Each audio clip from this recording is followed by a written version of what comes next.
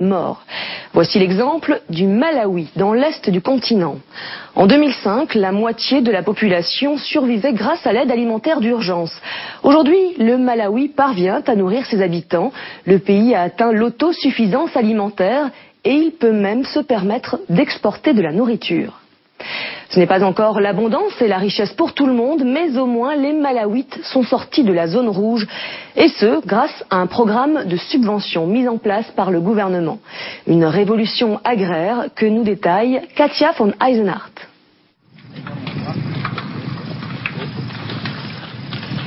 Chiseka, près de la capitale Lilongwe. Il y a 4 ans, on mourait de faim dans ce village.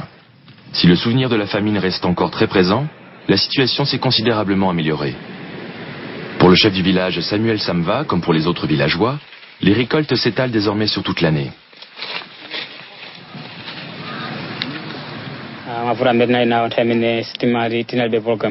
Autrefois, la situation était vraiment difficile. Les engrais étaient hors de prix. Mes maigres récoltes ne me permettaient pas de nourrir ma famille. Nous avions toujours faim et cette situation entraînait des problèmes en cascade. Mes enfants tombaient souvent malades, ils ne pouvaient pas aller à l'école. Et sans argent, impossible pour moi de les emmener à l'hôpital. Au Malawi, la terre fait vivre 80% de la population. Or, avec un revenu moyen par habitant d'à peine $1 par jour, peu de gens pouvaient se permettre de dépenser $400 d'engrais par an. En 2004, le gouvernement a lancé une véritable révolution agraire en lançant un programme de subvention inédit. Depuis que ce programme d'aide a été mis sur pied, je bénéficie de coupons grâce auxquels je peux acheter des engrais à très bas prix. Aujourd'hui, mes récoltes me permettent de subvenir aux besoins de ma famille pendant toute l'année. En plus, je peux même vendre une partie de ma production sur le marché. Avec mes bénéfices, je peux envoyer mes enfants à l'école ou à l'hôpital s'ils tombent malades.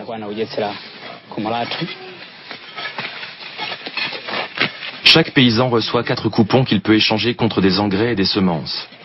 Grâce à ces aides, un sac de semences de $50 ne lui coûte que $5. Les retombées de la fertilisation des terres sont visibles partout. Les champs regorgent de tabac, de maïs et de légumes.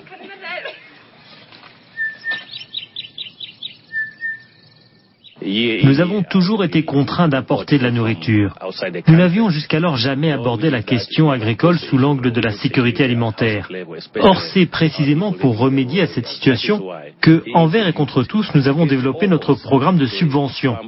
Si les Européens sont capables de subventionner leur propre agriculture, pourquoi ne le serions-nous pas nous-mêmes? Et c'est ainsi que notre président a initié la nouvelle politique agricole du pays. Malgré l'opposition de la Banque mondiale, du FMI, on a fait ça tout seul.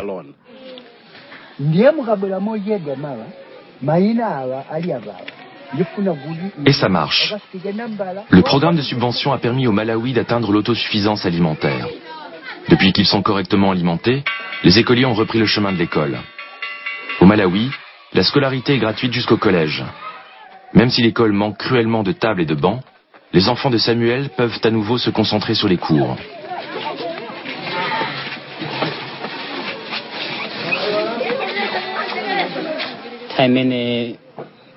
Autrefois, la vie était une lutte quotidienne.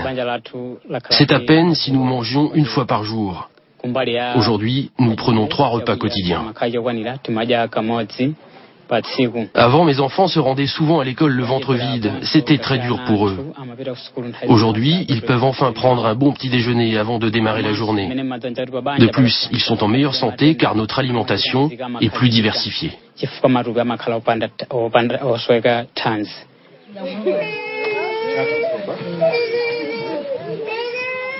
La situation est cependant loin d'être rose pour tous les petits Malawites. Seule la moitié des 3,5 millions de ménages pouvant prétendre à une aide ont déjà bénéficié de coupons de subvention. À terme, le gouvernement espère néanmoins étendre les subventions à l'ensemble des paysans dans le besoin, comme Kilina et ses 10 enfants. Kilina n'a pas les moyens d'emmener sa fille atteinte du paludisme à l'hôpital. Ses dernières économies lui ont à peine suffi pour l'achat de maïs destiné à la préparation de galettes pour sa famille.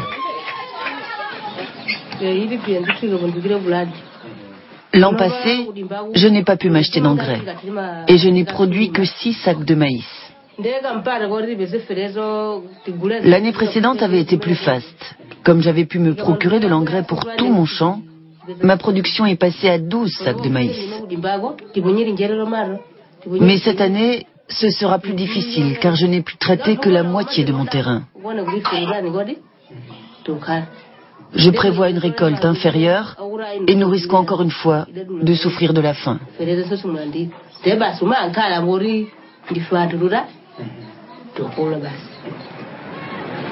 Les paysans qui parviennent à dégager un excédent n'hésitent pas à parcourir jusqu'à 50 km pour se rendre sur le marché le plus proche. Les bénéfices sont généralement réinvestis dans l'achat de fertilisants. Le gouvernement nous a expliqué que de nombreux paysans préfèrent revendre leurs coupons. Il leur est parfois impossible d'acheter des fertilisants, même au prix subventionné. Le système nécessite donc quelques ajustements, mais il mérite notre considération, car les résultats parlent d'eux-mêmes. Depuis 3 ans, le pays est en situation d'autosuffisance alimentaire. Notre rôle est de travailler conjointement avec le gouvernement malawite afin de renforcer la portée de son programme d'aide agricole.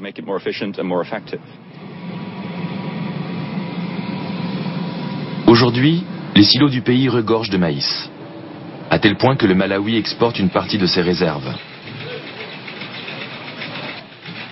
Ces excédents sont revendus aux États voisins, comme le Zimbabwe, ou au Programme alimentaire mondial, qui les redistribue ensuite aux pays en situation de crise alimentaire.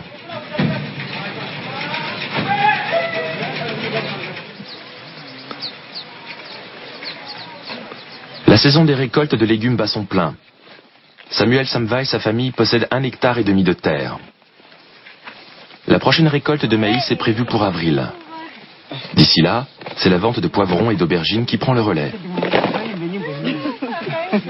Un acheteur se rend directement chez Samuel pour se procurer des légumes qu'il revendra ensuite sur le marché.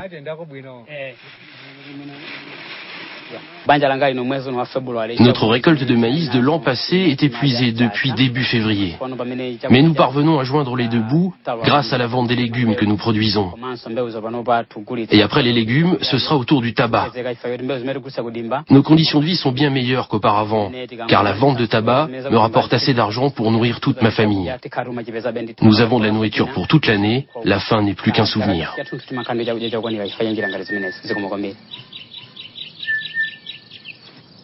Le début de la récolte de tabac se situe à cheval entre mars et avril.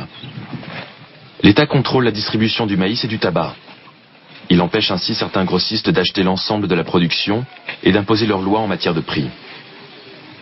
Le succès du programme d'aide malawite repose en grande partie sur le rôle des fabricants de semences, incités par Lilongwe à développer des semences plus résistantes. L'agriculture malawite a longtemps souffert des aléas climatiques. En 2005, les fertilisants ont détruit une grande partie des récoltes nationales, poussant un tiers de la population au bord de la famine. Face à un tel désastre, le gouvernement a décidé de réagir. Nous proposons aux paysans des semences de haricots et de maïs subventionnées. Il s'agit de semences génétiquement modifiées dont la qualité permet d'accroître la productivité par rapport aux semences locales.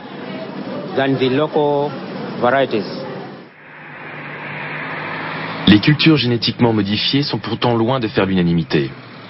De plus, le recours aux OGM risque d'accentuer la dépendance de Lilongwe vis-à-vis des producteurs de ces semences. Pourtant, face à l'urgence, le gouvernement n'a pas hésité. Comme chaque année, le Malawi recueillera des données relatives aux enfants de moins de 5 ans. Objectif : évaluer le niveau de malnutrition qui perdure dans cette tranche d'âge, malgré le lancement du programme d'aide alimentaire voilà 3 ans. En 2008, 46% des enfants malawites ne mangeaient pas à leur faim, contre quelques 50% en 2005.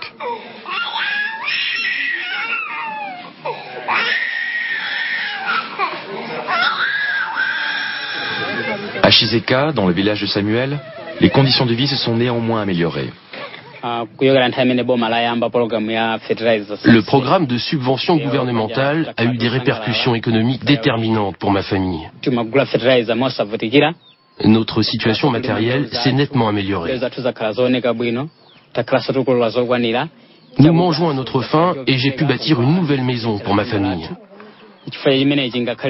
Mes enfants ne vont plus à l'école le ventre vide. Je prends en charge les frais de scolarité élevés de mon neveu que j'héberge chez moi. Nous avons acheté une télé et une radio. J'ai même pu acheter des vêtements pour toute ma famille.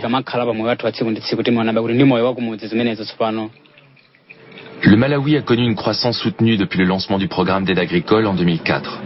La revente des excédents agricoles sur les marchés locaux a eu un impact direct sur le tissu économique national. Le distributeur de semences et de fertilisants national Farmers World a été l'un des premiers à profiter de cette situation. Le système des coupons permet aux agriculteurs de dégager des marges lorsque leur récolte est bonne, puis de réinvestir une partie de ces bénéfices dans l'un de nos 150 magasins. Résultat, notre chiffre d'affaires quotidien par unité de vente est passé de $1000 à environ $10 000.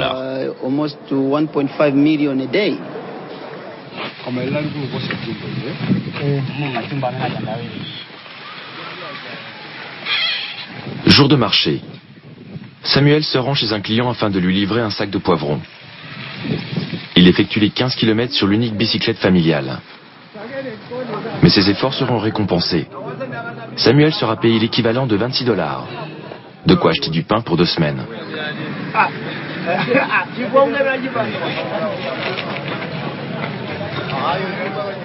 Le Malawi est aujourd'hui un modèle en Afrique. Les chefs d'État de la région se bousculent dans ce petit pays afin de découvrir sur le terrain les vertus du miracle agricole malawite. Passer en 3 ans de la famine à l'autosuffisance alimentaire.